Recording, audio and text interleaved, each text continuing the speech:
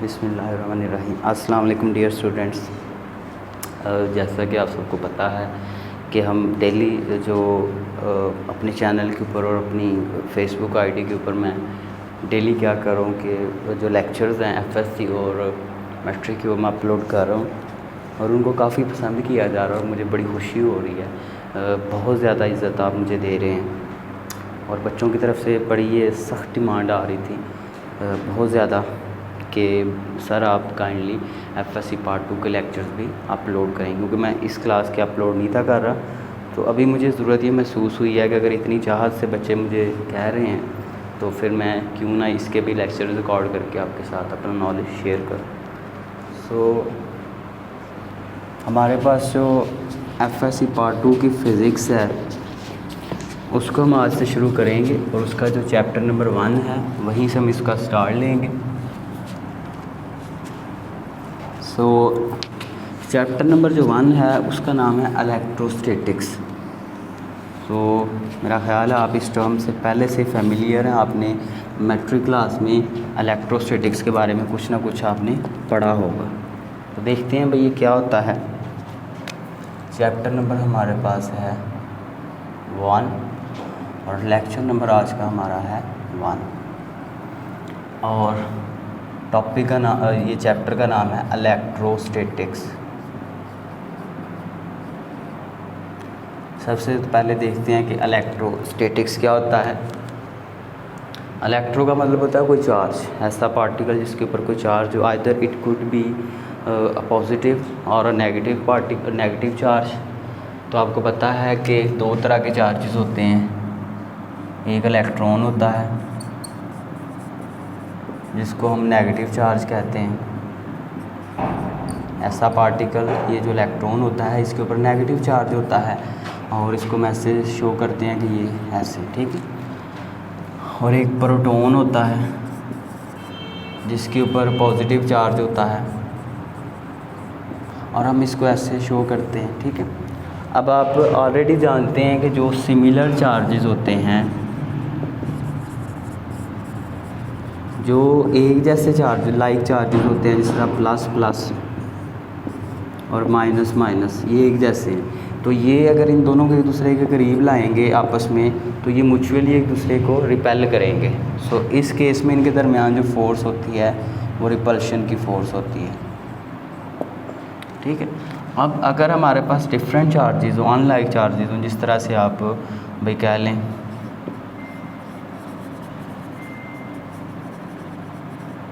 अब ये कह लें भी एक आपके पास प्लस है और एक आपके पास माइनस है, तो उस केस में ये एक दूसरे को अट्रैक्ट करते हैं और इनके दरमियान फोर्स ऑफ अट्रैक्शन पाई जाती है, ठीक है। अब इनके दरमियान जो फोर्स पाई जा रही है, आइदर वो अट्रैक्शन की है या रिपल्शन की है, उसकी क्वांटिटेटिव जो मेजरमेंट है वो कितनी फोर्स है वो किस चीज़ पे डिपेंड करती है। इस चीज़ को स्टडी करने के लिए हम आज जो टॉपिक पढ़ेंगे उसका नाम है Coulomb's law. Sir Coulomb's, Charles coulomb उनका नाम है और ये एक इंजीनियर थे, मिलिट्री इंजीनियर थे, फ्रेंच मिलिट्री इंजीनियर थे। इन्होंने एक लॉ पेश किया था। इन्होंने सबसे पहले जो चार्जेस के दरमियान म्यूचुअल फोर्स ऑफ अट्रैक्शन या रिपल्शन है, यानी कि इलेक्ट्रोस्टैटिक फोर्स है, उसको स्टडी किया था। उसकी क्वांटिटेटिव मेजरमेंट जो होती है उसको स्टडी किया था और हमें एक लॉ पेश किया था। अब वो लॉ क्या है वो हम ज़रा देखते हैं। उस टॉपिक का नाम है Coulomb's law. Sir Charles Coulomb's ने ये प्रेजेंट किया था। हम इसकी स्टेटमेंट देखते हैं। स्टेटमेंट क्या है इस लॉ की। ये जो मैं मटेरियल यहाँ पे सारा वाइट बोर्ड के ऊपर लिख रहा हूँ, यही आपने अच्छे से तैयार करना है। इन्होंने कहा कि अगर हमारे पास दो चार्जेस हों, उनके दरमियान एक फ़ोर्स पाई जाएगी, अट्रैक्शन की भी हो सकती है, रिपल्शन की भी। इनके दरमियान जो डिस्टेंस है, इनके सेंटर्स से इन दोनों के सेंटर्स के दरमियान जो डिस्टेंस है उसको आप कह लें वो आर है, ठीक है। आर डिस्टेंस है आपके पास। अब तो ये जो फर्स्ट चार्ज है इसका जो मैग्नीट्यूड है इसको आप Q1 कह लें, इसका जो मैग्नीट्यूड है इसको आप Q2 कह लें। तो कूलम्स, जो चार्ल्स कूलम हैं, उन्होंने ये कहा कि भाई दोनों चार्जेस के दरमियान जो फोर्स पाई जा रही है वो डायरेक्टली प्रोपोर्शनल है दोनों चार्जेस के जो मैग्नीट्यूड है उन दोनों का, अगर आप ले लें प्रोडक्ट, यानी कि दोनों को मल्टीप्लाई कर लें उसके डायरेक्टली प्रोपोर्शनल। इसका मतलब ये है कि भाई अगर दो छोटे चार्जेस हैं तो उनका मैग्नीट्यूड भी कम है तो उनमें फ़ोर्स भी कम होगी। अगर दो बड़े चार्जेस हैं उनका मैग्नीट्यूड ज़्यादा है तो उनमें फ़ोर्स भी ज़्यादा होगी। ज़ाहिर है दो छोटे पहलवान और उनमें कम फ़ाइट होती है, दो बड़े पहलवान उनमें ज़्यादा फ़ाइट होती है। बहरहाल तो फर्स्ट तो हम ये बात लिखते हैं, the force of the electrostatic force, ये जो फोर्स है इसको आप इलेक्ट्रोस्टैटिक फोर्स भी कह सकते हैं। The electrostatic force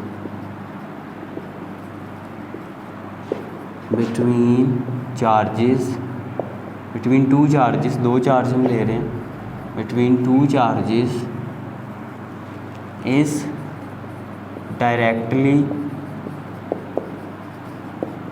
proportional to the product of magnitude of charges. ठीक है, पहली तो ये हमने जो मैंने ये लिखा है इसी को मैंने इंग्लिश में लिख दिया। बेटा रट्टा नहीं लगाना, आपने समझ के खुद आप लिखें, इसको सेल्फ राइटिंग करें। उसके बाद इन्होंने कहा कि भाई अगर हम चार्जेस को करीब रखते हैं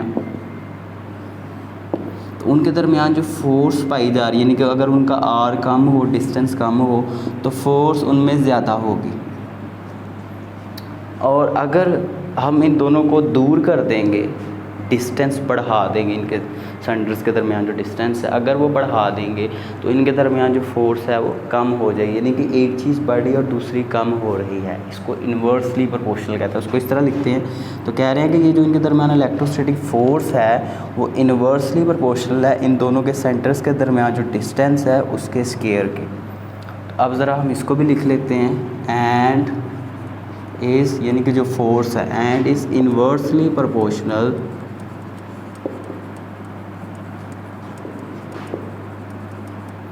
to the square of distance between their centers। ठीक है जी, सिंपल ये स्टेटमेंट है इसकी, इसको गौर से आपने समझ के उसी चीज़ को आपने लिखना है। ये हमारे पास रिलेशन नंबर 1 था, ये हमारे पास है रिलेशन नंबर 2। सो हम क्या करते हैं, दोनों को कंबाइन कर देते हैं बाय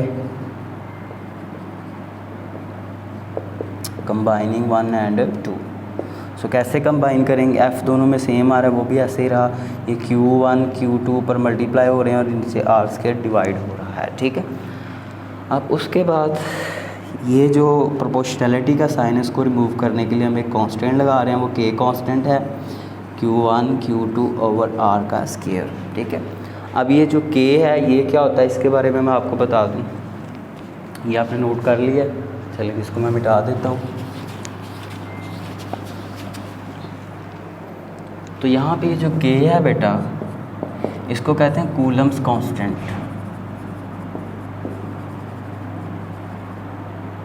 ठीक है, और इसकी वैल्यू होती है, इसका फार्मूला 1/4πe0 और ये इक्वल होता है 9 × 10⁹ न्यूटन मीटर स्क्वायर पर कूलम स्क्वायर। ठीक है, और इसमें जो ये साइन आ रहा है एप्सिलॉन नॉट, ये इक्वल होता है 8.85 × 10⁻12 -12।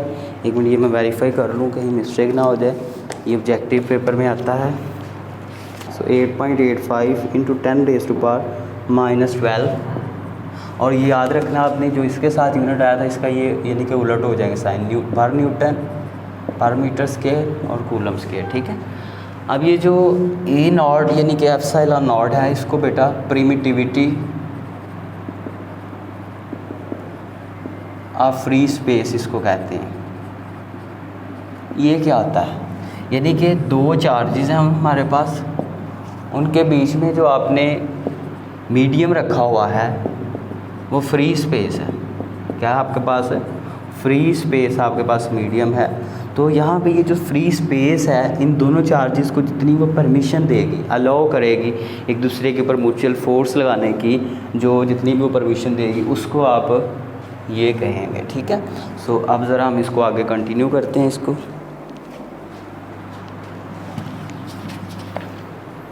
सो ये वैल्यू आपने पुट करें कि एक ही भी F is equal to 1/4 pi E naught Q1 Q2 over R square. तो ये चार्ल्स कूलम जो थे उन्होंने ये मैथमेटिकल डिस्क्रिप्शन थोड़ी सी दी कि भाई जो दो चार्जेस होते हैं उनके दरमियान जो इलेक्ट्रोस्टैटिक फ़ोर्स होती है, अगर उसकी आपने क्वांटिटेटिव मेजरमेंट करनी है, उसको स्टडी करना है, तो उसके लिए ये उन्होंने एक रिलेशन हमारे सामने डिस्क्राइब किया था। तो बेटा इसमें आप देख रहे हैं कि फ़ोर्स चार्जेस के मैग्नीट्यूड के डायरेक्टली प्रोपोर्शनल है, फ़ोर्स जो है वो दोनों के सेंटर्स के दरमियान जो डिस्टेंस है उसके स्क्वायर के क्या है, इन्वर्सली प्रोपोर्शनल है।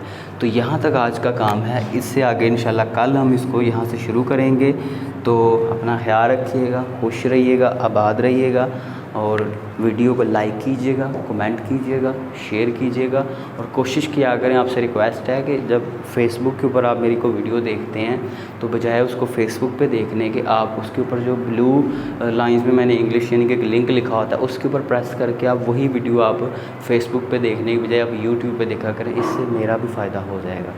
खुश रहें, आबाद रहें, और चैनल को सब्सक्राइब लाजमी कीजिएगा। साथ जो बेल आइकॉन दिया हो उसको प्रेस लाजमी कीजिएगा ताकि आपको लेटेस्ट जो लेक्चर्स हैं वो आपको मिलते रहें। अपना ख्याल रखें, खुश रहें, अल्लाह हाफ़िज़।